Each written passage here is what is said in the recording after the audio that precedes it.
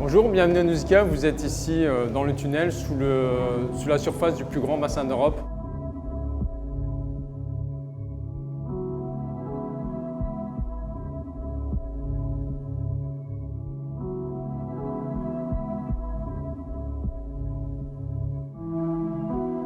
Alors ici, on rentre dans la partie histoire d'île. On a une image très paradisiaque des îles.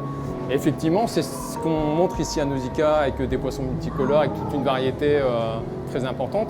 Mais voilà, ça permet aussi de faire rêver les gens et de montrer aussi que tout ça c'est fragile et que nous, on peut avoir un impact sur cet écosystème et sur toute cette biodiversité, mais de manière très concrète en fait. Donc montrer justement toute cette beauté, ça permet de sensibiliser au maximum finalement nos visiteurs à tout ce qui peut se passer aussi bien sur les petites îles, mais aussi sur les continents à une échelle plus grande. C'était aussi important de parler des récifs coralliens et de la zone tropicale, puisque les récifs coralliens, ça fait vraiment un des endroits les plus riches de la planète, au même titre que les forêts tropicales. Et du coup, le fait aussi que les récifs coralliens concentrent plus d'un tiers des espèces de la vie marine en totalité, c'est un milieu aussi très important à préserver.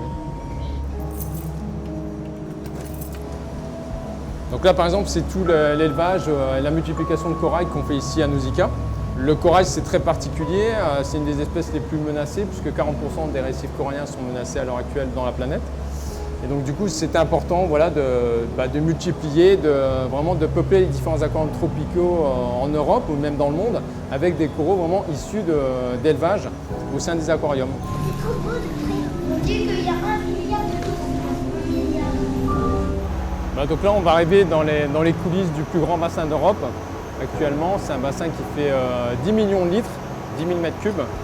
Et il fait près de 60 mètres de long, 30 mètres de large, 8 mètres de profondeur.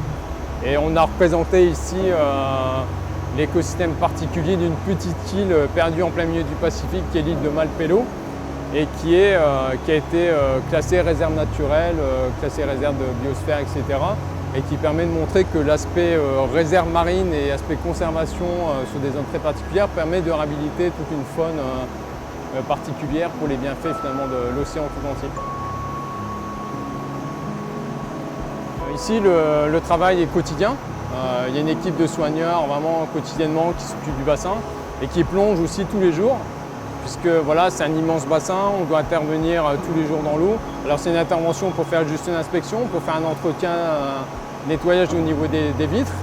Et ça permet voilà, aussi de montrer finalement à nos visiteurs que les requins ne sont pas du tout agressifs, puisqu'il y a des requins présents dans ce bassin. Donc voilà, ça permet de démystifier cette image du requin, ça permet là aussi de montrer finalement que le métier de soigneur, c'est un métier très polyvalent, puisqu'il faut respecter bien sûr tous les paramètres qui sont vraiment optimum finalement pour les poissons qui y sont et tous les animaux qui y sont. Donc aussi bien sur la température, sur la salinité, sur l'acidité de l'eau, sur l'aspect bactérien, etc. Tous ces paramètres sont importants pour le soigneur, du coup il faut suivre ça en permanence. Et bien sûr, après, il y a l'aspect nourrissage. Donc là aussi, il faut s'adapter en fonction de chaque régime alimentaire de chaque espèce. Alors certains animaux doivent être nourris vraiment plusieurs fois par jour, comme par exemple les raimentas. Et du coup, elles ont été habituées à recevoir leur nourriture par un système d'apprentissage très particulier, et ce qui permet vraiment de les nourrir de manière individuelle et en quantité vraiment optimale pour elles.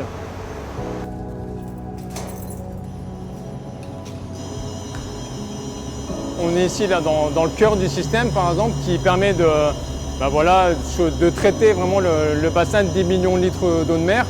Donc voilà, on a des systèmes de filtration pour retirer la plus grosse partie des particules. Donc c'est important puisque ça permet vraiment d'avoir une meilleure qualité d'eau pour maintenir finalement tous ces animaux présents dans ce bassin.